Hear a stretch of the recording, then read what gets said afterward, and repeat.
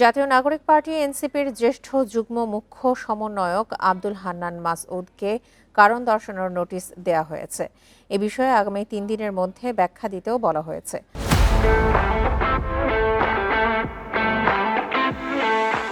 সকালে এনসিপির যুগ্ম সদস্য সচিব সালেউদ্দিন সিফাতের সই করা বিজ্ঞপ্তিতে এই নোটিশ পাঠানো হয়।